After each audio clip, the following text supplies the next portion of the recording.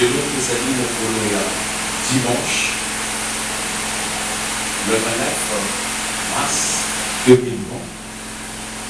Et par contre, nous avons l'occasion d'avoir la mission de Dieu vous bénisse.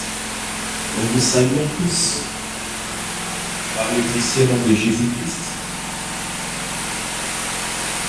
Et que l'éternel Dieu soit avec vous tous. Je salue toute la grande communauté des enfants du CEROL, Centre évangélique Le Rocher et Libération. Et je vous demande d'être assidus et de suivre ce que nous allons vous montrer, comment suivre et comment demeurer dans cette période où nous disons que c'est une période de temps difficile. Je prie le Seigneur. Éternel notre Dieu, nous te disons merci. Merci pour ta grâce, ta faveur et ta bonté. Merci Seigneur de nous avoir encore donné cette journée par ton amour.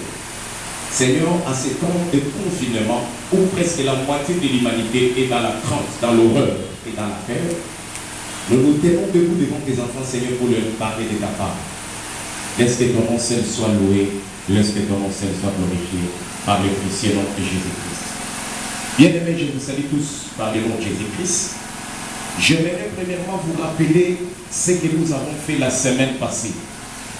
Dans notre premier mois, notre première semaine de confinement, nous avons donné les instructions ci-après.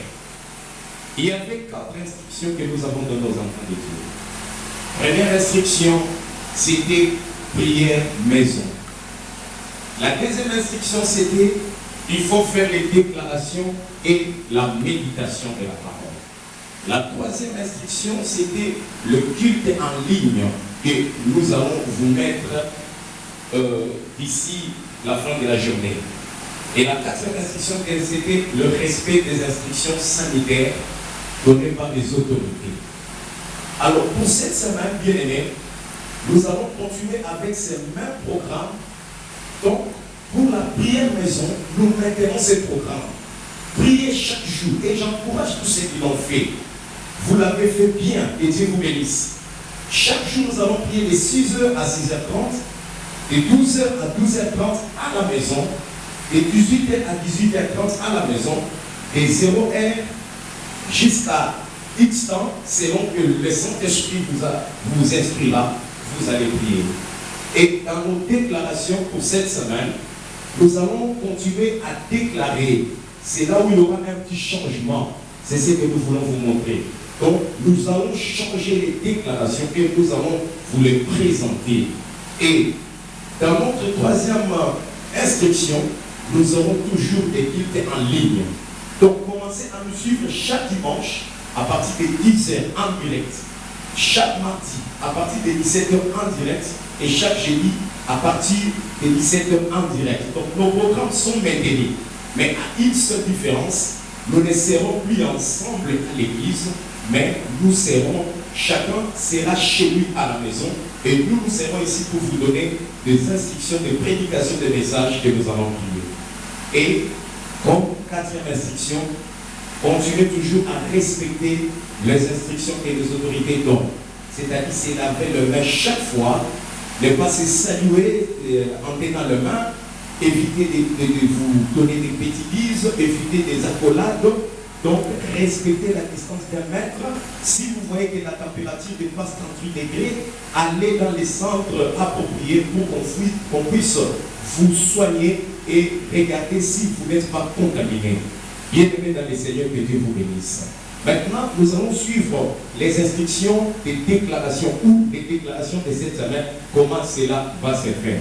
Suivez-moi et Dieu vous bénisse. Pour cette semaine, notre thème est intitulé l'arrêt des coronavirus. Donc nous déclarons cette semaine, c'est la semaine de l'arrêt de la propagation de cet esprit, de cette force maléfique qui est en train de terroriser l'humanité. Cette semaine, nous allons déclarer stop au Covid-19 dans notre pays, la République démocratique du Congo et à Kinshasa. Et nous allons encore déclarer partout dans le monde que cette semaine soit une semaine déterminante. Toi qui me suis en ligne, toi qui me suis à la télé, je te l'ai dit que cette semaine, ainsi dit l'Éternel, la situation changera dans le monde partout où cette maladie est en train de détruire l'humanité. C'est ainsi que Dieu nous a inspiré. La première des choses, nous allons lire et la déclaration que nous allons maintenir cette semaine, nous allons les trouver dans le livre de Psaume 91. Psaume chapitre 91. Vous allez prendre à partir du 4e verset jusqu'au 8e verset. Écoutez ce que la Bible dit. Il te couvrira de ses plumes et tu trouveras un refuge sous ses ailes. Sa fidélité est un bouclier et une cuirasse. Tu ne craindras ni la terreur de la nuit, ni la flèche qui vole les jours, ni les pestes qui marchent dans les ténèbres, ni les contingents qui frappent en plein midi. Que 1000 tombent à ton côté et 10 000 à ta droite, tu ne seras pas atteint. De tes yeux seulement, tu regarderas et tu verras la rétribution de méchants. Parole de l'Éternel. Cette semaine, nous allons prier par rapport à cette déclaration de Psaume chapitre 91, versets 4 à 8. Mais avant d'entamer cette étape, il y a une étape cruciale. Nous appelons à tous les enfants de Dieu. Vous devrez savoir, la Bible dit, le peuple sur qui mon nom est invoqué, s'il s'humilie, il se détourne de ses péchés, il retourne à l'Éternel. La Bible dit que l'Éternel te pardonnera des cieux. Il guérira ton pays. C'est ainsi que nous recommandons aux enfants de Dieu pour cette semaine. Inclinons-nous devant la face de Dieu avant de commencer la prière. Même si tu penses que tu n'as pas de péché, oui, tu peux le dire. Mais nul ne peut dire qu'il n'a pas de péché. Il faut toujours demander pardon à Dieu. Nous allons commencer à demander pardon à Dieu. Pardon pour toute l'humanité. Pardon pour tous les pays affectés. Pardon pour notre pays, la République démocratique du Congo et notre capitale Kinshasa en particulier. Inclinons-nous. Si nous demandons à Dieu pardon, Dieu va nous pardonner et il va guérir notre pays. C'est la première des choses à faire. Je me souviens David un jour, Dieu lui avait dit de ne pas faire les dénombrements, de ne pas compter la population. Ce qu'on appelle aujourd'hui dans la modernité le recensement. Et depuis au Congo, nous savons qu'il y a eu le recensement, on voulait le faire, mais on ne l'a pas encore fait. Dieu avait interdit à David de ne pas faire les recensements. Mais David, dans ses sentiments humains, dans son orgueil, étant roi, il a dit, moi je vais recenser. C'est ainsi que j'ai dit au monde entier aujourd'hui, l'orgueil, les sentiments humains, vouloir être comme Dieu, Dieu est en train de confondre l'humanité. À ces temps-ci, nous devons savoir que nous sommes aussi au temps de la fin.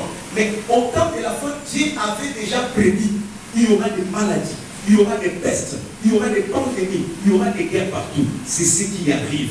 Donc, vous devrez savoir, le diable n'a plus du temps. L'Antichrist devait apparaître, mais quand que le Saint-Esprit, l'Église de Dieu est dans ce monde, l'Antichrist n'apparaîtra jamais. C'est ainsi, je vous dis, vous devrez savoir une chose. David, à ce temps-là, il voulait dénombrer le peuple.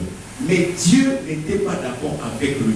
Bien aimé, la Bible dit, l'obéissance vaut mieux que les sacrifices. Obéissons à Dieu.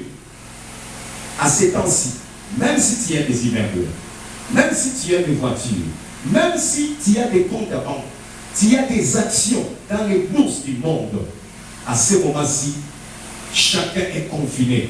Même le prince de l'Angleterre est affecté. Des autorités qui sont affectées. Bien aimés dans le Seigneur, nous devons savoir que cette pandémie est venue amener l'humanité à comprendre que Dieu existe. Même si l'on peut dire que ça vient de là ou de là, mais bien aimé, comme ça concerne toute l'humanité, c'est Dieu qui contrôle toutes choses. Alors, je disais que vous devrez savoir, David dans son orgueil, il a fait les dénombrements. Dieu a envoyé un ange en plein midi. Tout Israël a vu. David était là dans son balcon, il regardait. L'ange de Dieu a élevé son épée. Et quand l'épée parcourait au-dessus d'Israël, de Jérusalem, le peuple mourait. L'ombre de la mort était en Israël. L'ombre de la mort était entrée à cause de l'homme. Oui, bien-aimés dans le Seigneur, inclinons-nous à ce temps-ci. Si l'Église s'incline, nous demandons pardon à Dieu. Dieu est capable de pardonner même ceux-là qui sont dans les mal, ceux-là qui se donnent dans les péchés.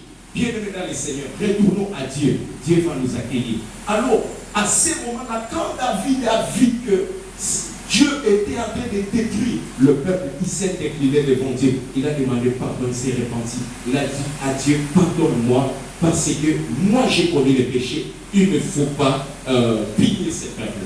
Et tout à coup, à cause du pardon, Dieu a arrêté ce que nous disons, ce que nous appelons l'esprit de destruction pour détruire toutes les personnes qui n'étaient pas même concernées par ces péchés, qu'ils étaient détruits. Si cette semaine, nous nous inclinons devant Dieu, nous disons à Dieu, l'arrêt des coronavirus, nous demandons pardon à Dieu, cet esprit va s'arrêter. Que Dieu vous bénisse.